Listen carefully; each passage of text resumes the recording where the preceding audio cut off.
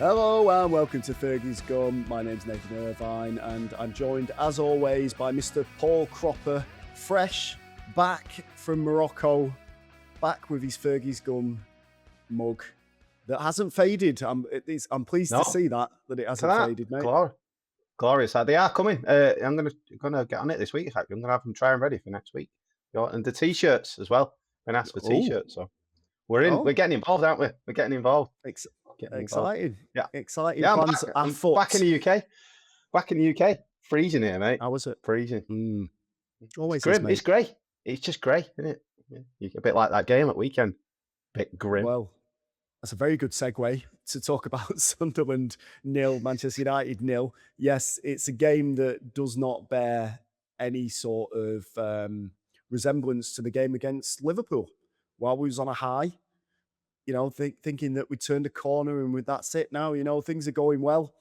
We're crashed back down to earth with a dull 0-0. And it could have been worse if it wasn't for Senna Lamons pulling off a few vital saves. But thoughts, we'll do your quick thoughts on the game because I'll be honest, didn't watch it. I watched the highlights or lowlights, as you say, but my shall we say, not so above board television wasn't working, so I couldn't watch it at the time. Get the old VPN going. Yeah, anyone listening, I just mean, through the regular sources that anyone else would watch it through. Law-abiding citizen and all that.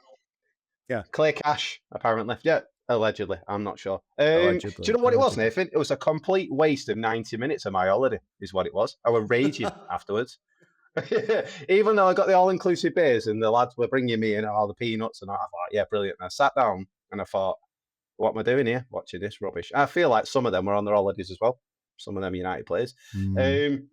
Michael Carrick, I've got a feeling, was playing a little bit of a game. I know I'm not one with the first person to say it, but I think he put a few of them lads in the team and said, right, show me you're good enough, or I've got a feeling you're going to show me you're not good enough. And I think a couple of them players did. Mason Mount being one. I think he got hung out to dry, Mason Mount, to be quite fair. Getting told to play centre midfield when he's not a centre midfielder. And then especially playing against that Siddique lad, he's an animal. I know United have been linked with him, and he is in the transfer corner later. And we've been linked with him all season, to be fair. Not the first time I've read about it. But he bullied that midfield. I thought he were brilliant, Siddique. Joshua Zirkzee. I think that might be the last time. I've said it. How many times have I said it, though? I think that might be the last time you see him in the United shirt. I think he'll be on his way out. He's got no right being at Manchester United, unfortunately, that lad. And there's a few more that we could go on.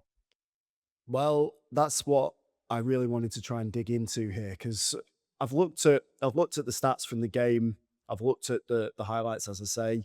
Not much really going on. Mason Mount, as you said, kind of hung out to dry there. He can't play central midfield, but you get the feeling that Mason Mount is one of those players that will play wherever you want him to.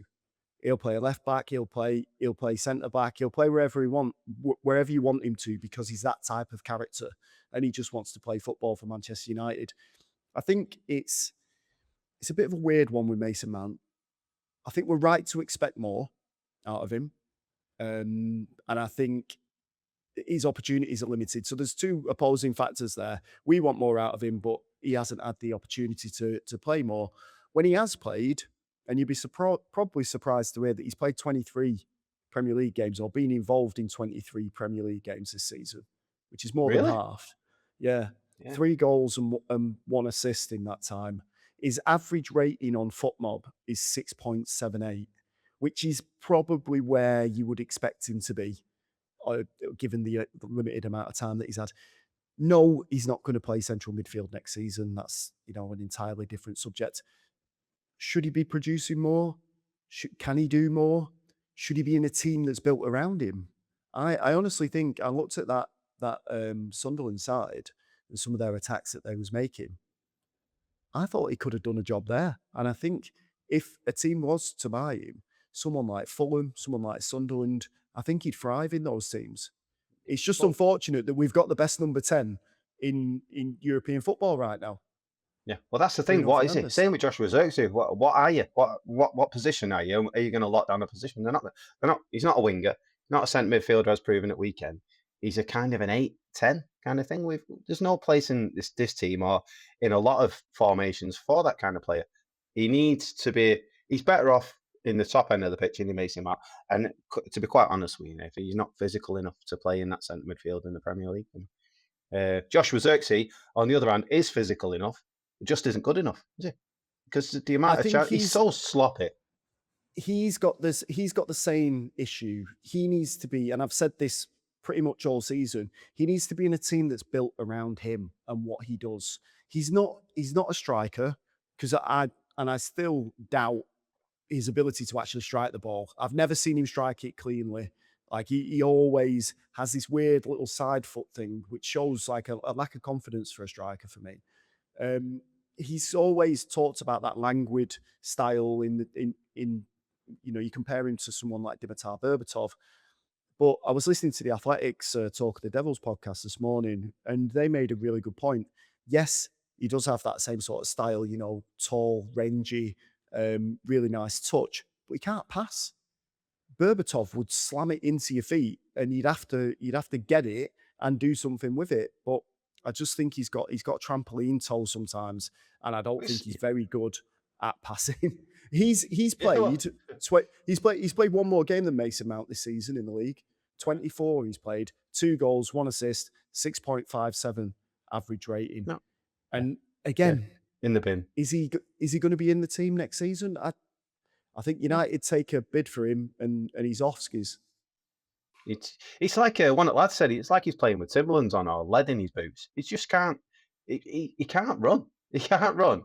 He can't hold it up. Is he 6'4", and he can't hold the ball up. He just honestly, there was a point where he went through and he had an easy pass to make, and it was very simple pass, and he balls it up basically. And Bruno was, you could see Bruno was absolutely, he hit it well, Bruno, but he was absolutely fuming. And in the big moments, which we're going to have hopefully in the next 18 months in Manchester, you can't afford passengers like that. And at the weekend, we had 3 or 4 passengers. And yeah, like when at the top of it, I said Michael Carrick was playing a bit of a game. I think he was showing the powers that be, look at the rubbish that we've got here.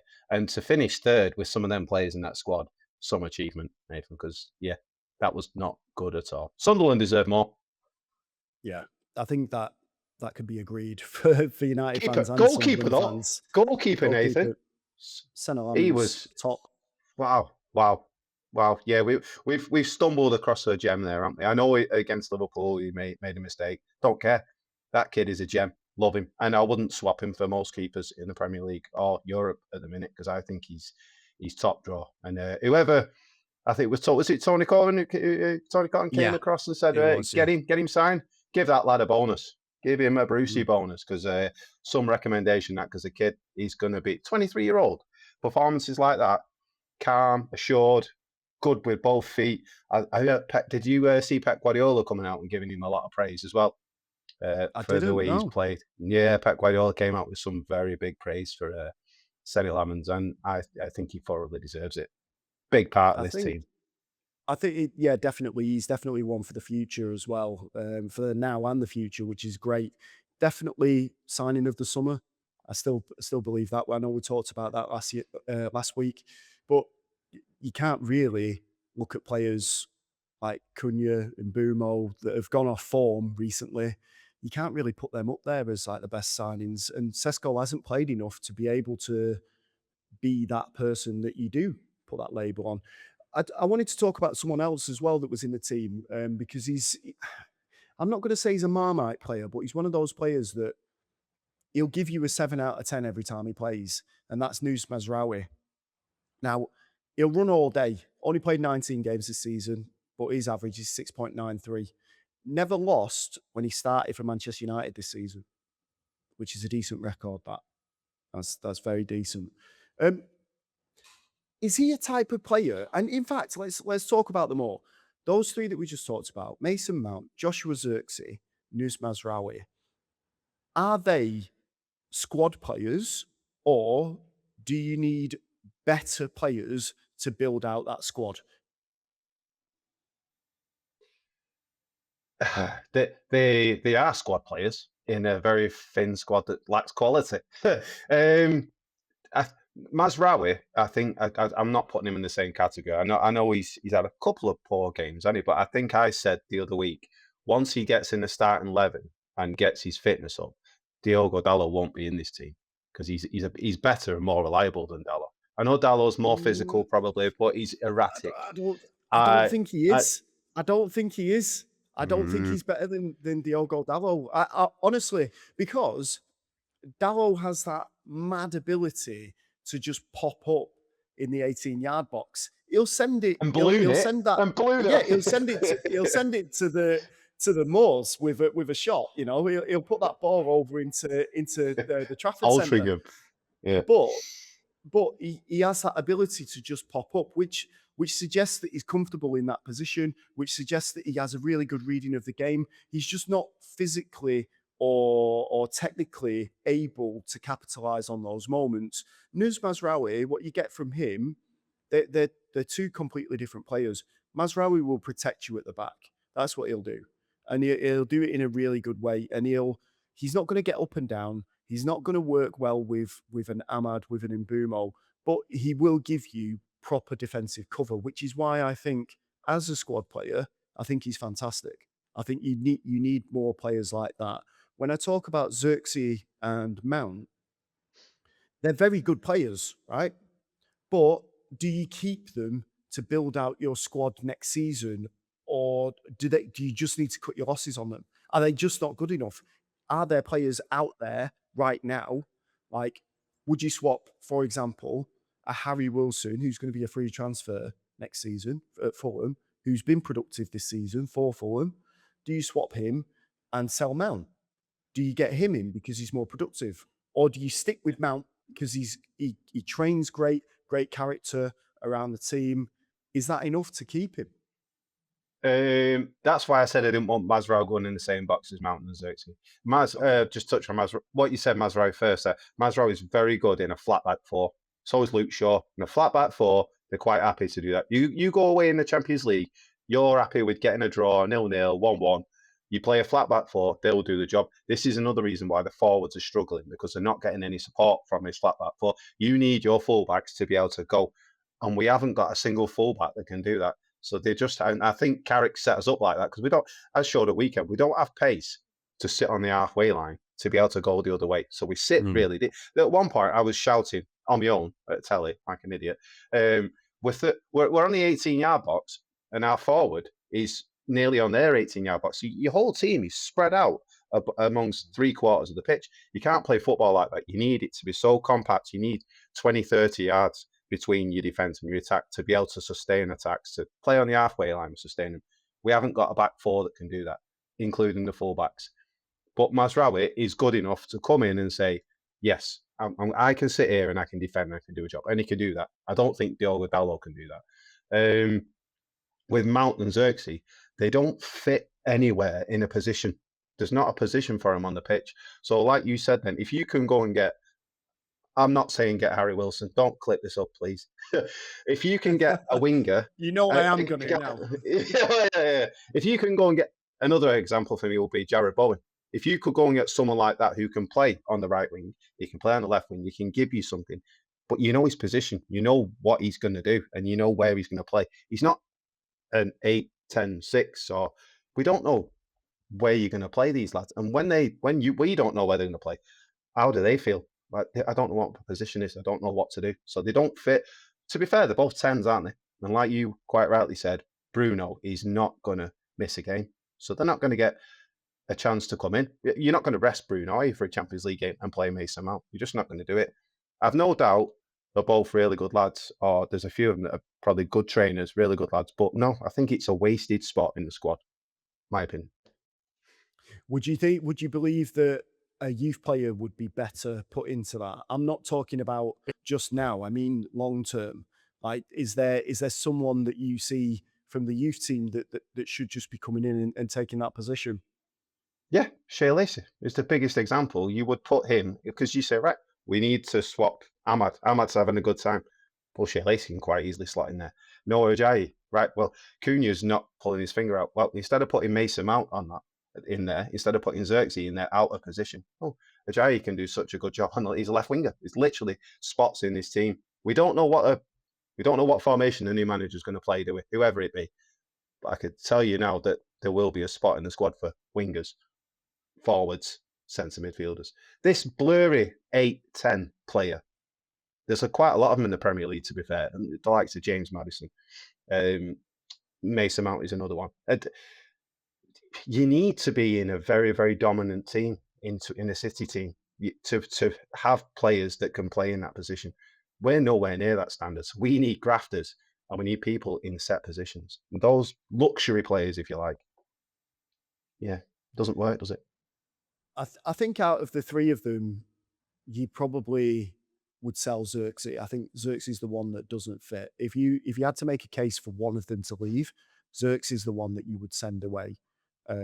Probably back to Serie A, where the pace is probably suited to him, probably back to a team that can build around him. Maybe he goes back to Bologna, maybe he goes to Como. They're in the Champions League now, they're looking for experience. Maybe they'll be able to get Joshua Xerxes. I don't think they'll pay for him. I think it'll be one of those, let's have a loan deal and we might pay you next season. But I think he's taken up a spot where you need an experienced striker in there.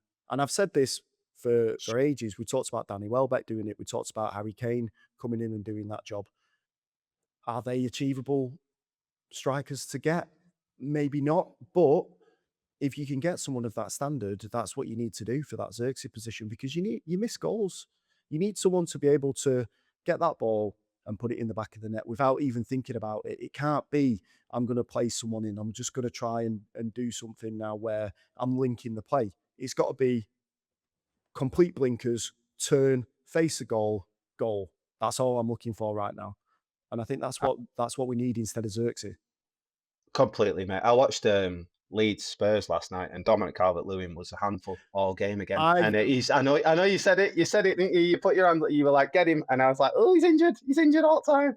But he's an handful, isn't it? And what he is, like you say, Xerxes is probably the one you would go and sell, because you can go and get a forward, can't you? You can go and get a better profile of a striker. He's not a striker, is he? He's a footballer. He's just not a striker. Yeah. But Dominic Calvert-Lewin was a handful last night all game. Got his goal, gets goals, physical, elbows people. As we've seen, elbows people, gets away with it as well. But he's a Premier League forward, isn't he? And that's the type of player you can go and get to replace Xerxes. I agree. Yeah. But this is what, I've been banging the drum for this since the start of the season. Ever since he left Everton, to be fair, Dominic Calvert-Lewin would have been the perfect person to get. I don't think his salary was going to be terribly high. I think he was that, veteran of the league, knows what he's doing, always was a decent striker when fit. The only problem was could he stay fit? United obviously didn't take the gamble on that. You weren't having him. Chris, also the radio show that I work on, he wasn't having him either. But he's proved the doubters wrong. 13 goals he's got in the Premier League this season. How many certs he got? 1? No, 2. Was it 1? 2? 2. 2. Nope. So yeah, I can't see Xerxes staying there next season. I can see Mount staying. I think he trains well. I think managers love him, but I can't see Xerxes staying. Just moving the conversation on slightly, the importance of Casemiro was felt in his absence in that game at the Stadium of Light. He is, you can see that he's the oil that keeps that machine going, and he needs to be there. That makes it tick over, because replacing someone like that isn't just about the physical attributes on the pitch. Replacing someone like that is about the know-how, the little dark arts of doing things that need to be done on the pitch, the positional sense. That's going to be really tricky to replicate. And I'm sure we'll come to it in Cropper's Transfer Corner. But it was noticeable, right? Casemiro's absence was noticeable. It was. Did it? Because obviously I've been away. Did it ever come out why he didn't play? Did he just rest him? Or I think he was rested. I think he was carrying a knock from training, but he was rested because it's a worry now. Is he going to get his farewell this weekend against Nottingham Forest? Is he going to be able to wave to all four sides of Old Trafford for the last home game of the season? Is that going to happen? Yeah. Is Bruno going to get his record tying assist? There's lots of questions to be answered, but the Casemiro thing, just going back to, the chasm that was created when he wasn't there. The chasm, mate. Yeah. Who are they going to, who is the most likely person that could fill that position, or do they just not exist? You're gonna have to. You can't. I said it the other week. Now you can't go like for like. So you're gonna have to go for a different type of midfielder. It was amazing, wasn't it? The gap that was left. I know Casemiro leads gaps himself, but to see it there, you're going, where's? You can see Mainu looking around, going, where's the rest of my midfield? Is it? Am I on in here? And then Mason Mount will come running in and just bounce off that Sadiq. Where Sadiq like, look, but. That's what happens. If you take a proper centre midfielder out of centre midfield and you put a number 10 in there who's physically weak, he's just going to get bullied. And I thought Mainu looked lost without his mate at the side of him, unfortunately. Like you said, it was a chasm. That's literally what it was. Yep. And to go and get, because like you said, the dark arts, Casemiro would not have let them get away. Little niggles, little fouls, little pullbacks. Why you get so many bookings? But it's that know-how in it, and you pick that up from playing at the top level. But that's also where you break momentum of teams. When they start building momentum, you break it up, and then you can break the game up. Then you get the ball, then you can try and get your defense high, and then you can build attacks yourself. And these little moments that probably go unnoticed from some people, they're big in games. City do them brilliantly. Arsenal do them just as well as now as well. And that's when you start playing at the top level, and that's when you dominate games. It's going to be hard to replace him, Nathan, but the club are going to have to do it. And as we've all seen, it's not going to be done with one player. It's going to be done with three. Yeah, I think you're right there. Just one last thing that I did want to talk about as well before we just end this segment. Casemiro, obviously, we want the send-off against Nottingham Forest. We want to be able to be there, hear them chanting his name, and he's clapping all four quadrants of the stands. The other thing that I'm kind of looking at this season, for this last game, are Manchester United going to make a decision on Michael Carrick this week? Because it feels like they need to make a statement. If it's going to be Michael Carrick, they need to make a statement this week that confirms that he is the manager, because we need that send-off. We need Michael Carrick to be giving the rousing speech, the good times are coming. They're already here, They're already here. We're winning. We're winning games. We qualify for Champions League again. The good times are here. But I feel like Manchester United need that moment with Michael Carrick on the pitch at Old Trafford this weekend. Do you agree? Yeah, I do. Yeah, it's that uncertainty of what we do, what we're going to do, where we're going. You can see them using it, can't you? And saying, yeah, here we go. This is our new manager, announcing it. And then there's the Rafa Varane on Old Trafford showing you. That moment that you get, you can see them doing that. I don't think they will. I can picture it. I don't think they will, because I don't think they're committed. And we're messaging with your brother in particular at that game at weekend.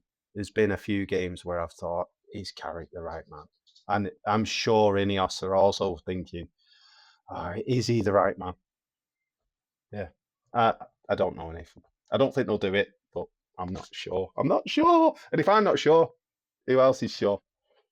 I think across the body of work, because it does get every single draw or loss goes right under the microscope. And I get that. That's going to happen with any Manchester United manager. But across the body of work, where we were, how flat those players were, to get to Champions League football with 3 games to spare, he knows the league.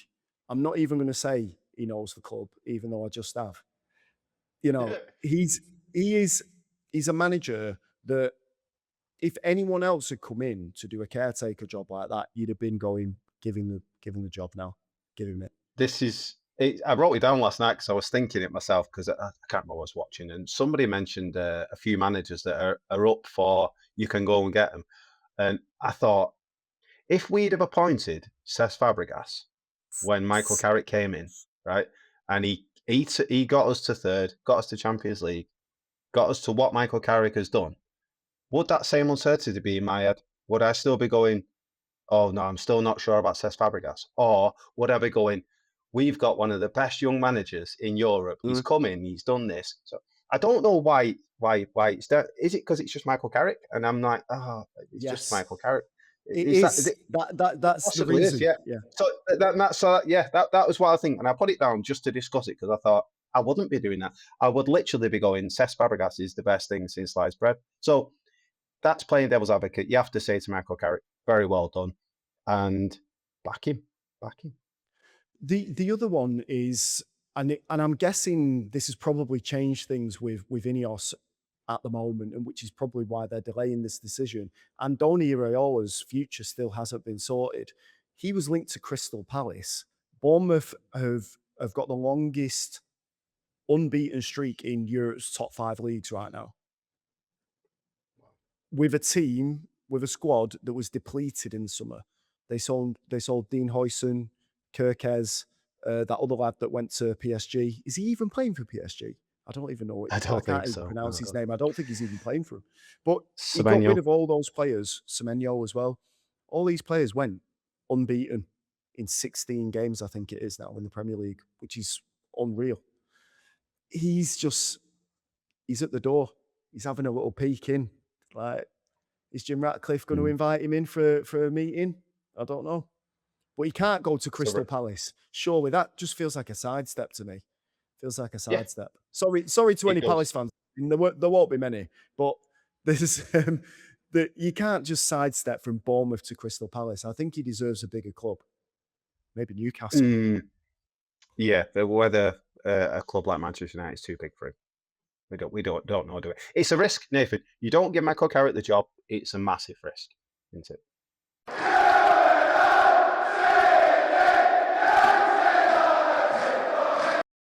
Overrated, underrated. Is that the same as last week? I don't know. I think every time we bring this segment up where we talk about Manchester United players, past and present, that are either underrated or overrated during their time at the club, I think we swap round. Is it underrated first and then overrated? Is it overrated first then underrated? Yeah. Who knows? It's our podcast, man. We do what we want. Don't we? We do it to keep you on your toes. That's the best part. Best way to describe it. Right. Okay. It's your goal this week. I did last week. We did Ashley Young, and you've got one this week for me. I have. See if you can get it right. So, played for Manchester United from 2015 to 2024, scoring 63 goals in 209 Premier League appearances. He won 5 trophies, including the FA Cup, 2 League Cups, and was crowned, you'll probably get it from this, Europe's Golden Boy in 2015. His best season was 2019-20, finishing as United's top scorer with 23 goals. Marcus Rashford? No, it's not. From 2015? Think he wasn't at the club then. Think French. Oh, goodness me. It's gloves, man. It's Tony M. Anthony Martial. It is. Anthony Martial. Yeah. 63 Premier League goals. Best season at 23 goals, 48 appearances. Overrated or underrated?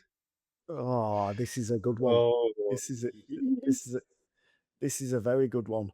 Do you know what? The mad thing about it is the way he left Man United. It was clear that, I know his legs were bust, but it was clear that he just didn't want to be part of the club anymore, and that kind of colours your opinion of it. Overrated. Okay. And the reason why I think he was overrated, because obviously he had his own chant. He burst onto the scene, immediately got that chant up. Skinned, was it Marty Skirtle that he put to the deck, or who was it that he sent to the floor? I think it was Skirtle, wasn't it? It was one of them rubbish scousers, wasn't it? Put him down, tucked it away. He looked like he was Ronaldo R9, the original reincarnated the way that he was moving. I just think that I think United fans, again, we did this with Pogba. We did it with Pogba, where we thought we were getting more out of him. I think and when you look back, because when you said 63 goals, I was like, oh, that's decent amount of goals, that. And it is a decent amount of goals, but then I can't think of any like game-changing moments apart from that Liverpool one where you think he's turned up today.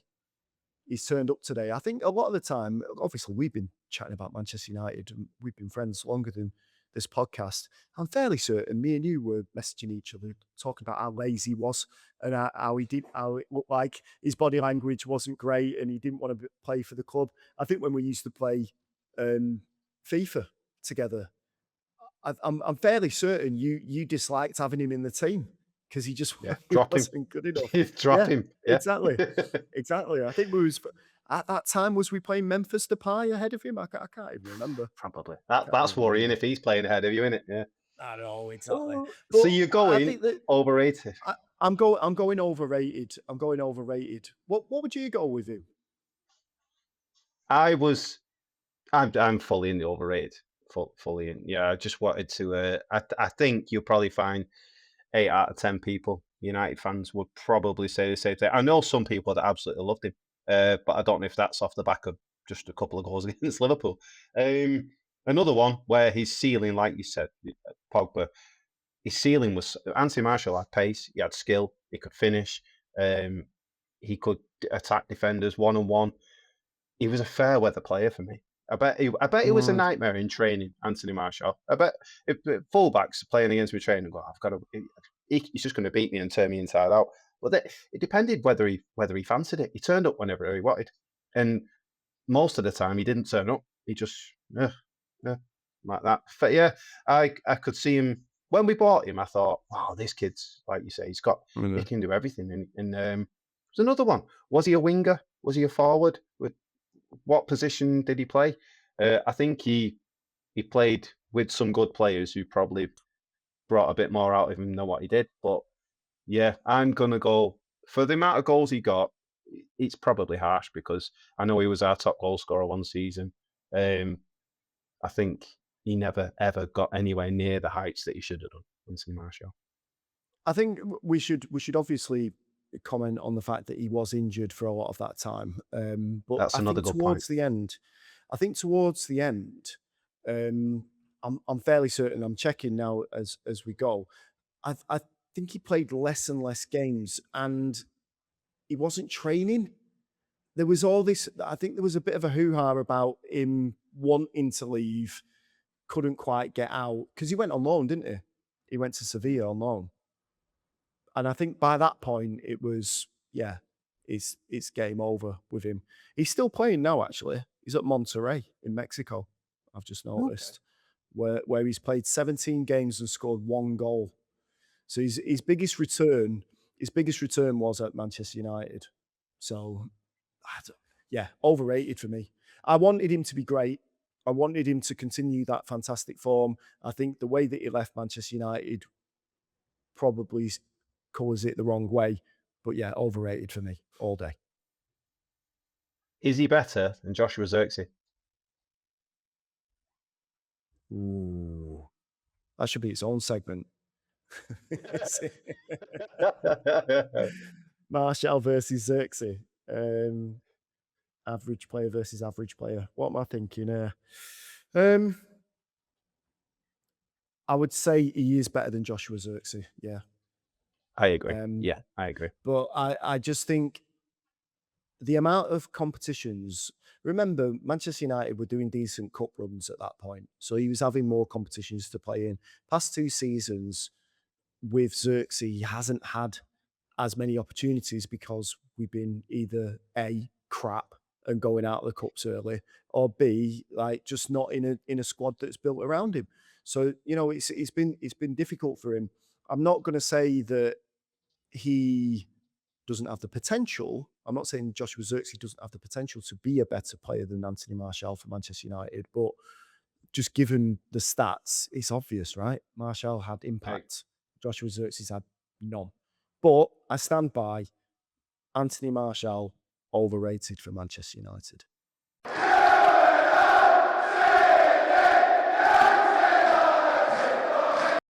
Cropper's transfer corner. Oh, Went God. up levels there. You see that? Bursting in my ears, that. Popping my ears. Oh, the hell. He must be excited about this one. Right, what have we got? Because we were going to change it very slightly, weren't we, after last week, where we had a nice little structure for Cropper's Transfer Corner. It was the 80 million, 40 million and 20 million pound signings. That's right. For midfield that we went through last week. This week, we're going to try and go with what did I actually say? Hot, cold, no chance. What was the something like that? It was something like that. It was something like that. Yeah, it was there. Okay. Yeah. So the ones we're going to have to talk about is what there seems to be some that they've just come to the forefront, haven't they? They're there now, and you could similar way when Mateus Cunha was at the end of the season, his name just came out, and it was right. Oh, we're definitely going for him. I think the two main ones are Matheus Fernandes, 80 million from West Ham, and Ederson. The Ederson one has come out and said, and we've discussed it over text. They're the two. So you got your 80 million, your 40 million one. Doable, maybe doable. So I think the Ederson one is looking more and more likely, Nathan. I know you're not sure, are you? But the Ederson one, for me, is looking like United have it says here we've been in discussions and he's accepted the United offer. That's what it says here. Just the discussions that, or what I'd heard on the grapevine was that it wasn't a thing that they wanted. Ederson wasn't on the list. He was like admired, but wasn't in active negotiations. I think these things change all the time, though. And I know that he's been watched. He's been scouted 100%. Like they went to watch him. I think they went to watch him last season as well. Like they quite fancied him last season. His agent has been trying to shift him on for a long time, so I think that's why United are a little bit cautious about it. They wanted to start. He wanted to start a bidding war. He thought he was going to get him a move to Atletico or Barcelona, so was trying to pitch them against each other. So Ederson does seem to be one that's popping through. I am slightly concerned, Mr. Cropper, about your assumption that Matheus Fernandes is 80 million. 80 million? Absolutely not. No chance. West Ham are going down. I know. I don't. They're not getting 80 million if he goes down. There's no chance. Someone's going to pay 80 million for that, lad. No chance. Someone will. No chance. No chance. No chance. Yeah, maximum you go to for him? 50. 50 mil. Him or Belieber then? I think that'll be your option.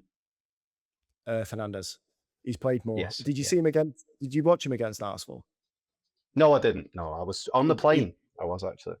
It's difficult to say this, obviously, because of the result, but he ran that midfield.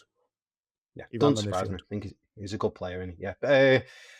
I think what'll happen is it'll start off where you're quite probably rightly thinking 50 million, and then it will go. Ineos seem to like that 65, 70 million, don't they? Maximum for players. That seems to be the bit where they go, anything more than that, no, we're overpaying. I think they'll do the same for Matheus Fernandes, 65, 70, around about there, moving up towards 8. His wages won't be extortionate. I think this is another reason why we're talking about these two players, Ederson and Matheus Fernandes. And I think the reason why they've actually come through, they won't want more than 150 grand a week. The likes of Tonali, Anderson, even Belieber will probably be wanting a lot more. They will be wanting close to being United's top earners, 250, 300 grand a week. And I think that's why you're seeing these two players. Also throwing Alex Scott in there. They won't want extortionate wages. They won't command the extortionate wage. And I think it's probably Ineos, the Ineos way, if you like. Whether we like it or not as United, we can't compete with City wages-wise. Or Arsenal. We can't compete. So I think these players now, as they come forward, they're the ones that we're going to be looking at. And I think that's the reason why you're seeing them pop up in all these little stories highlighted. Ederson and Matheus Fernandes. I would not be surprised if they are in the United colours come the end of the season. I think the interesting connection as well that's not lost on me is that Manchester United's is he head of scouting, Cal McCauley. He is obviously he was Graham Potter's right hand man, so helped him sign all of the players at Brighton, helped him sign them at West Ham. Who was the player that Graham Potter signed for midfield at West Ham? Mateus Fernandes. And I think they chased him pretty hard because they really wanted him from Southampton. That relationship would suggest to me that if Mateus Fernandes has a pick of where he goes and Manchester United are in the offing, I think that relationship counts. I think he'll go to Manchester United. He's got a great relationship with Bruno Fernandes. He's got a great relationship with Diogo Dalot as well. I think he will end up at United. 50 million though, tops for that. 80 million, nah. Okay. Nah, I'm not seeing it. Yep, I agree. Both of them, get them in. You asked me to, there was a story popped up, and this is one where, no, I don't see it happening whatsoever. And I don't know if this is just the press that are pushing it, but we all know he's got a massive contract at Chelsea. But it came out this week that Chelsea are willing to sell Cole Palmer for close to 90 million. Now, what did they pay for him? 45-ish, around about there, wasn't it? So they're going to double the money. They'll be getting rid of a massive earner. 90 million for Cole Palmer is... He's had a terrible season, hasn't he? He's not done well. Is that a bargain? I don't think it is. And it's another one where... You was right to go with your instincts the first time. No, 90 million is mad money for Cole Palmer right now. No chance. And the fact is, Chelsea aren't going to make Champions League football this season. I don't know if they're mathematically out of the race for Champions League football, but their finances are screwed. And they're going to have to start chipping away at that bill, that wage bill, and the players that they've got there.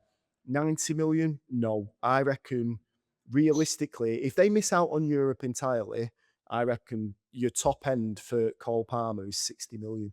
If you want to recoup some money and dodge FFP, because I don't think they've got anything else that they can possibly sell and then rebuy themselves, which they did with the women's team. I think there was a couple of hotels that Blue Coat did as well. Like, they're in the mire. If they get Xabi Alonso, he's a madman if he goes there. Absolutely crazy. If he thinks he can turn that around, he's insane, because there's no chance. He's got more chance of going back to Real Madrid and getting them to the La Liga title than getting Chelsea challenging again. But yeah, I just can't see it. I can't see it. Not 90 million for him. No chance. No. I agree. Somebody might pay it. Not United. But Man City. That's that one. Well, I don't. The other thing as well. Sorry. The other interesting part about that is because Cole Palmer, I think you then get the same issue that we've got with Joshua Zirkzee and Mason Mount. There's no place for him. Bruno Fernandes is the only position, that and goalkeeper, that are in no doubt right now. That is it. He's hold that thought. Go on. I've got a question. I've got a question for you in the mailbag about that. So hold your opinion there on that one. Just more on the transfers. There's a few people might have seen it. Manchester United in acquiring the services of Leicester attacking sensation Jeremy Monga. English youth international, made his Premier League debut at the age of 15 and 271 days. He's apparently on the move. I think his contract's coming to an end at Leicester City. A number of top clubs are in it, and we've been massively linked with him. I think this is it's saying he's available for around about 6 million to come in, and we know this is where the direction of Jason Wilcox. I think this youth team is his little project, his baby, if you like, and he ticks all the boxes. And there's been almost every single thing that I look on for Copy Transfer Corner, his name is there. So the club are definitely in for him.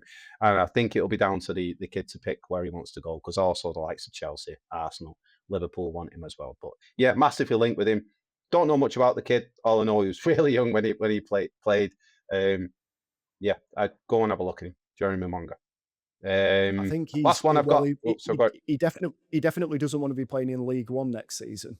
No, mad. And 10 years ago this week, I think it was that Leicester won the league, and now they're down in League One. Unreal. Yeah, it's crazy, isn't it? But once these clubs start going, we've seen it with a lot of them, haven't they? The money that they put in, and then all of a sudden, if you're that championship is some league to get out of as well. So The just to I know stabilize this yourself is and then come back. I know this is slightly off topic, but the fact is, I think if Spurs went down and they only drew with Leeds last night, I think if Spurs go down, I think that's obscurity for them. I don't think they'll end up coming back up in the same way that West Ham could do, because West Ham have been down there. They've used the parachute payments. They know what it's like and how you have to manage to get out of that position. Spurs haven't got a clue how to do that. The financial implications that would affect them because of the new stadium and everything else that they've got connected to it, I think Spurs could end up spending a couple of seasons in championship obscurity, mate. Yeah. Well, I won't be surprised. A lot of clubs do, don't they? They get in that league and they go playing twice a week for like 52 weeks. Yeah, it kills a lot of them, doesn't it? But yeah, I won't be surprised, Nathan. Won't be surprised. I've got a few more, but the last one I've got is a position that we've already discussed. And a player that we've discussed once before, but it's West Ham's fullback Elhaj Malik Diouf, the left back. Oh. I think he's been outstanding every time I've seen him. Ticks all the boxes for me for a fullback. He will do what Luke Shaw unfortunately can't do anymore. He will bomb on. He's physical. He's dominant. If you're, I think Ahmad struggled against him because he just booted him, ran him ragged. And the price here is 25, 30 million for him. And I would be fully all in on that one. If I know what I think he's outstanding. Yeah. Very, very good left back. Like I said, apparently Jason Wilcox, he ticks all the boxes for Wilcox, does the same for me. Good player. Get him in. What about young Doggy Best? What's happening with him? Do you know what? I was going to say, I have got it. I completely forgot to say, apart from the goalkeeper, I thought Dorgu, when he come on, it was the only other player who gets any credit out of the weekend. When he come on, I was like, wow, this lad gets it. He runs, he puts himself about, he's physical, and he did so much more than some of them other players. Do you know what? He looked hungry. He looked like, I'm coming on here and I'm going to do something to show you. Even Cunha was throwing his arms around, and so Dorgu was just like, I'm just going to run through you, mate. I'm just going to knock it and I'm going to run. And sometimes all you want from your players is just run. And you cause mayhem, and he did cause mayhem. His quality's still not quite there, is it, with his end products and stuff like that. He's a young kid. You keep running like that, mate, and yeah, you'll do for me. That's all I ask. Yeah, but no, I'd play Dorgu now as a winger. I don't think he's a fullback. I don't think he's defensively. Physically, I think he's got the right thing to do. But if you put someone like that, Elhaj Diouf, behind him, and that's a dominant left-hand side there, yeah. All in for me. Elhaj Diouf, the former Bolton and Liverpool striker. He'll spit the dog. Yeah, Elhaj Malik Diouf. I'm going to call him Malik. If we sign him, that's what I'm going to call him, Malik. But yeah, he'll do for me, mate. Runs for days, physical. Would be a very good signing. And we need fullbacks. Please get us some fullbacks.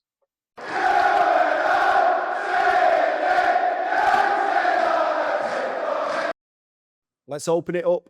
The Gummers mailbag, mate. Do you want to start this week? I think I started last week. Yeah, I've got a couple here. Jaden. So, young Jaden. Loves it. Does the talk of hiring Carrick long-term remind you of the same way Ollie came and went? And if we do give it to him permanently, does he have the potential to get us competing with Arsenal and City, etc.? I think it's unfair to keep comparing him to Solskjaer. I think he's proved that it's like he's had to come in and steady the ship. I know that Solskjaer did that, but at the same time, you just didn't get the same feeling that Solskjaer was the long-term manager. Do you know what I mean?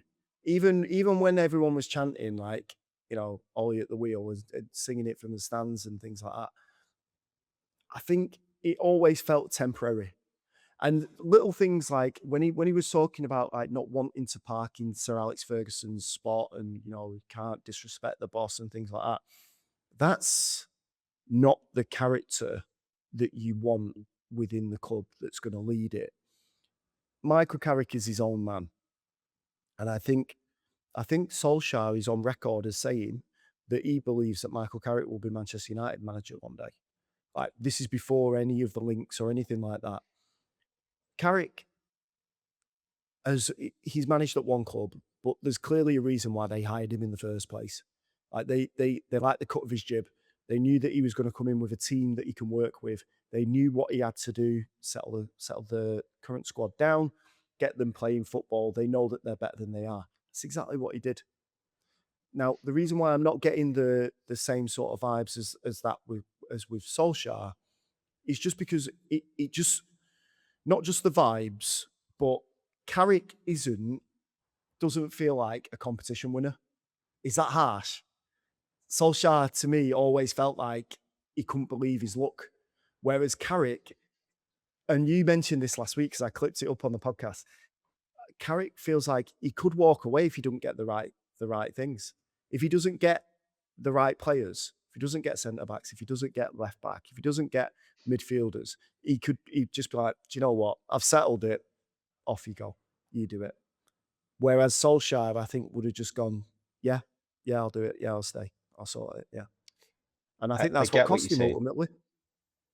Yeah. He's they're completely different personalities, aren't they? And I think this is what will go for Michael Carrick and probably help him in a managerial career more. Ole Gunnar Solskjaer was very, very emotional. He's a very emotional person. And I think that's just the way he is. He uses his emotion to get people going, to care for people. He's emotional. You can see it in him. So I don't think Michael Carrick's like that. I think he's just like he was as a player. And a few people have said, I know Paul Scholes said it as well, just very calm. I'll just be calm. He won't get over emotional. He won't let the wins get to him. He won't get defeats or bad performances get to him. He'll just be quite calm. And that's probably where we are at the minute. And so, yeah, like you said, you can't really compare the two because they're two completely different characters, aren't they? And that'll show in the way that they manage and the way that they set up teams.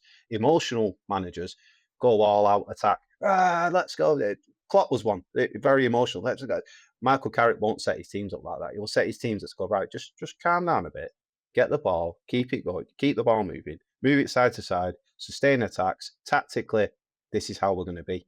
And I think you'll probably find Michael Carrick will probably be more of like an Italian manager. Do you understand what I mean?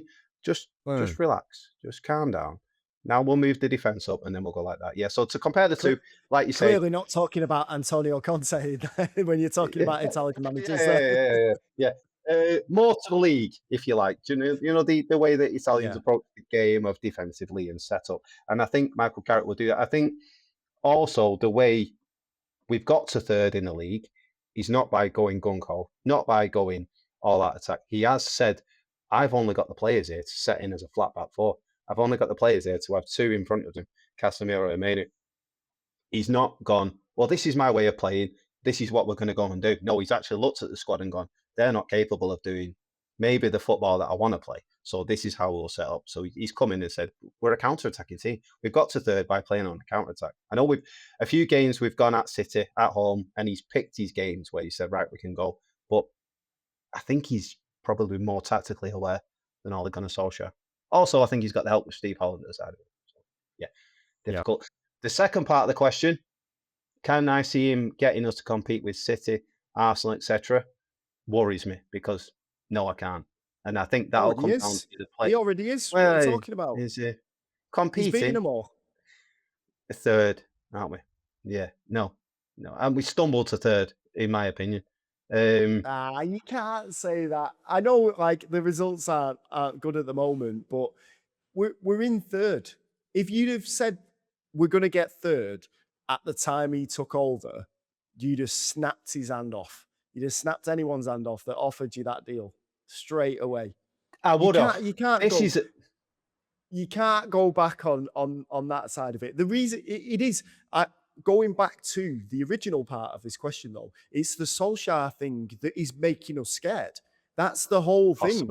It's the ghost of Solskjaer. The way that it went with him. Oh my God, is it gonna happen the same again? No, like you have to judge each other, each player, each manager on an individual basis. As you said before, if it was Cesc Fabregas that was brought in instead of Michael Carrick and he took us to third position, you'd just be sat here now going, we've got one of the best young managers in football right now. And next season, we're going to push on because we're going to get more players. We're going to build the squad. It's going to be superb. because we've just reached third. If it was anyone but Michael Carrick or Ryan Giggs or Paul Parker, doesn't matter who it is, but a player that's related to Manchester United, I think right now you'd be going, this is brilliant. Okay. Right. That's my opinion. That's my opinion. That's my opinion. Yeah. Anyway. Do you know what? The only thing is time will tell. We don't know, do we? We just don't know. But that's the same with any manager. There's no guarantee. There's only 2 or 3 managers you can get in, and you think, right, there's a guarantee here. None of them are available. The rest of them are all a bit of a, well, it's a risk. We don't know. So, yeah. Good question, Jaden. Thank you very much, young sir. The other one, I've got one actually. It's not, it wasn't a question, but it was a response to one of the clips that I posted on YouTube, which you can see at Fergie's Gun Podcast, youtube.com/Fergie's Gun Podcast. A guy called Crosby, I assume it's a guy, Crosby, replied to a clip that was saying, why didn't Ruben Amorim play Kobbie Mainoo? We don't understand it. You must remember that from last week when we were talking about it. So he replied very matter-of-factly with, because he played with 2 sitting midfielders, Casemiro and Bruno, who were better than Mainoo, he didn't want to play Mainoo and Bruno in the pivot because it would be even weaker defensively. He could have played Bruno as a 10, but United bought Mbeumo and Cunha to play there. United also didn't have Europe and was knocked out of the League Cup, so he couldn't rotate much. Now, my instant reply to that was, Ruben, is that you? Ruben Crosby. Yeah. To which I think he read that wrong, because I actually liked his comment saying that, you know, he's just pointing it out. It's being matter of fact. Yes, can't deny any of that. In response to that, because it is all factual, I get what he's saying there, what Crosby's saying. In response to that, when you go into a team, for example, right, you go to Barcelona and you're Barcelona's new manager, right? And there's this young kid who just came through last season, and he's already played for the Spanish national side, and he looks decent, but your formation does not fit young Lamine Yamal. So, do you say to Lamine Yamal that, unfortunately, this formation does not work? I'm going to play Dani Olmo in this position, and you're going to have to wait for your chance to get ahead of him to play? Or do you go, I'm going to have to evolve my tactics and my strategy here because we need to make the most out of this young talent that has played in the European final with England? You can't just go into it and go, he's not good enough. This doesn't fit my formation. Bruno wasn't good enough to play in that position. No.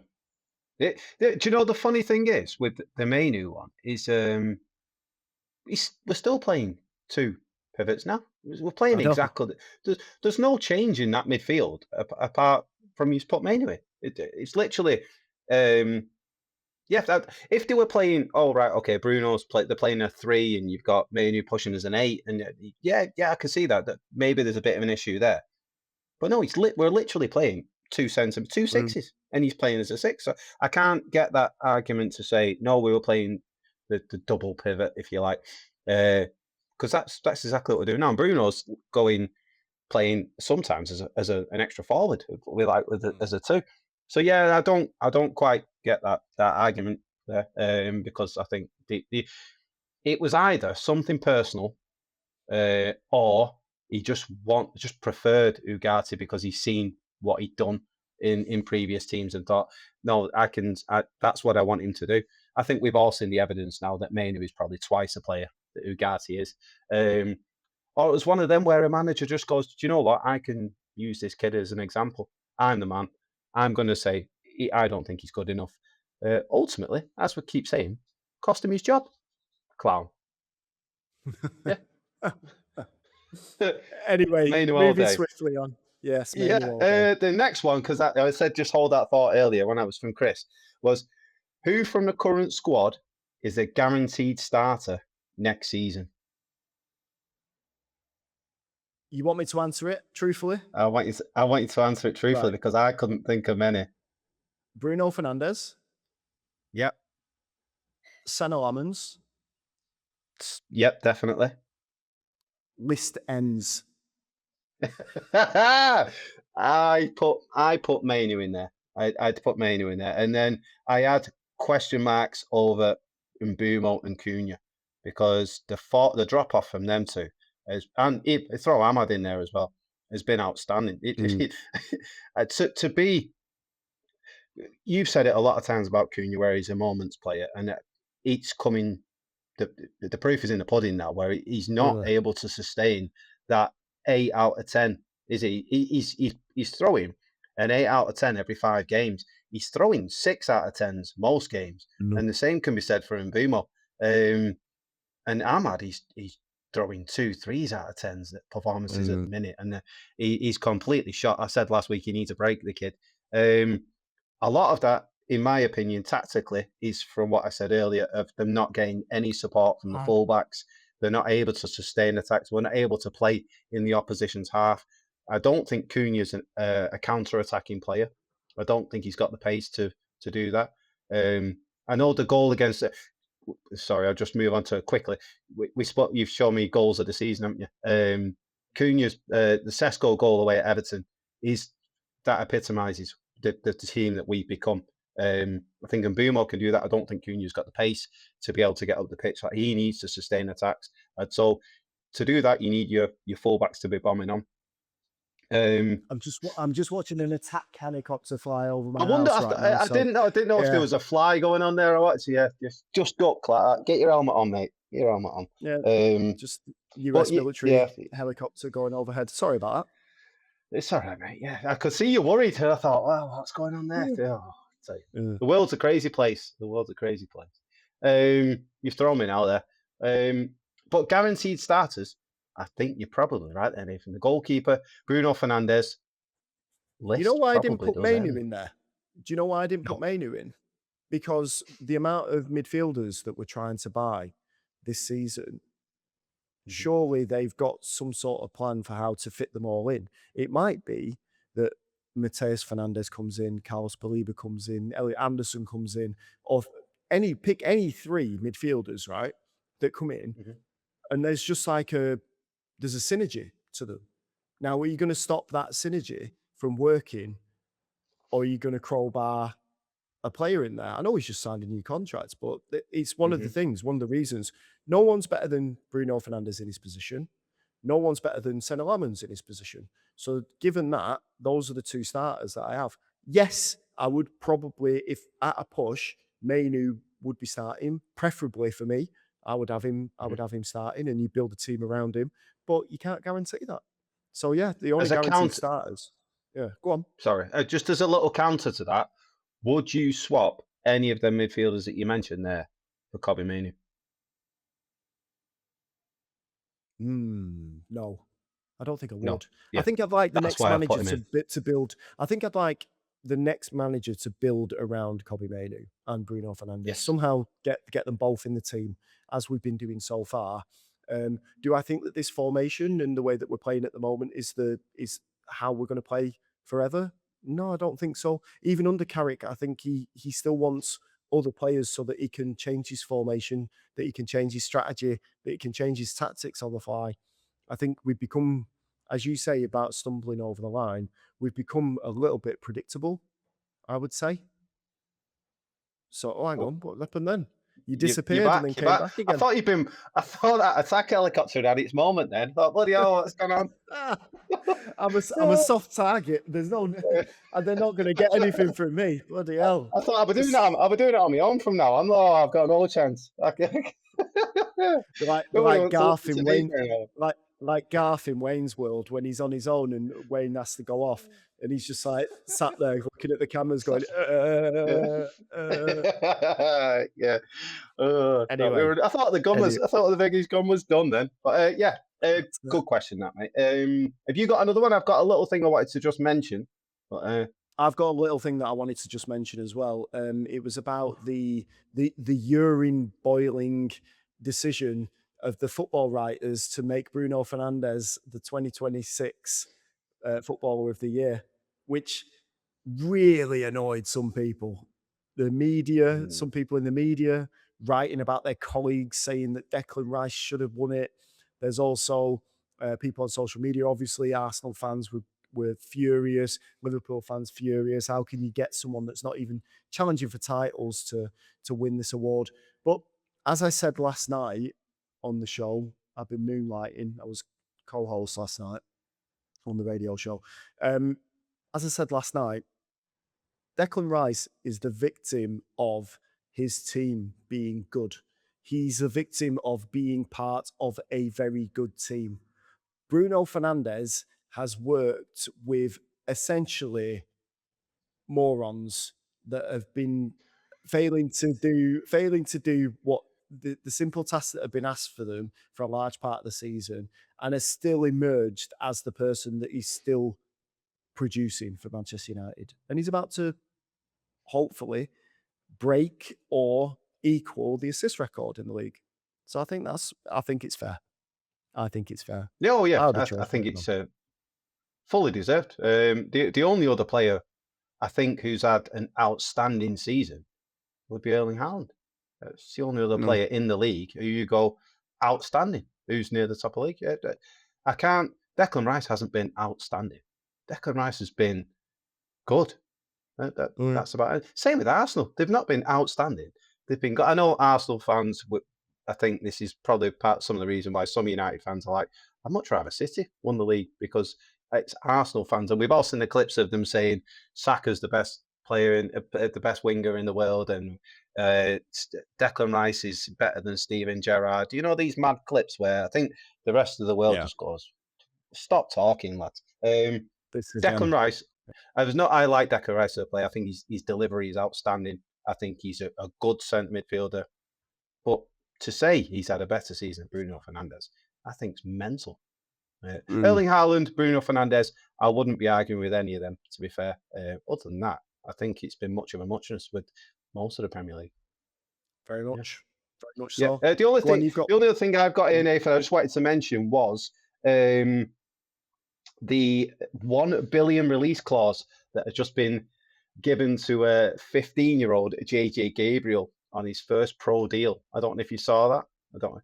That's the rumor. It's not announced. The rumor is that it's very popular in La Liga having those £1 billion clauses on it, and I think that if they do implement something like that, because I don't think any player that's on a Premier League contract is on something similar.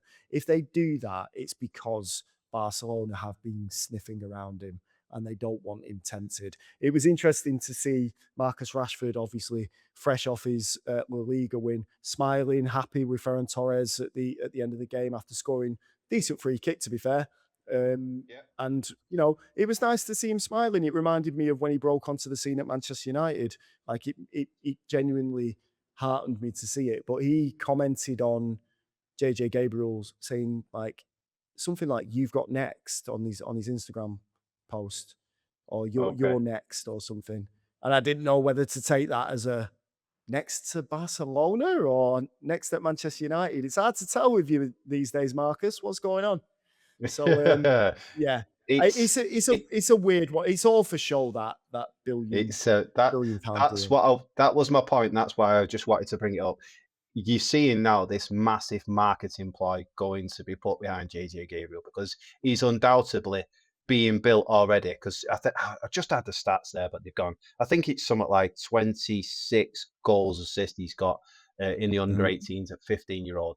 The kid's going to be a superstar, and you are now starting to see this Nike marketing Manchester United ploy of pushing him up there to be the next Yamal, to be the next Doué, to be that thing. And it's all big marketing, but I absolutely love it, me. I think it's brilliant when you see these kids and they're being pushed. So only big things for that kid. Just wanted a big mention, because get that contract signed, please, young sir. Into the first team next season? Undoubtedly, yeah. I think I've said it all season, haven't I?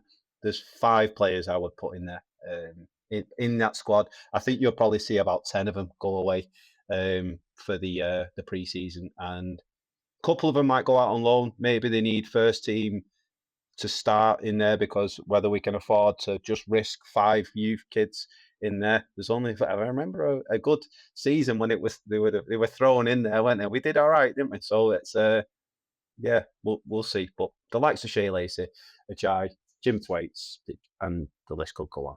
JJ Gabriel. Yes. The future is bright for Manchester United. It just depends who's going to be at the reins this time next season. Who knows? Who knows? Anyway, that's it. The end of another podcast for us.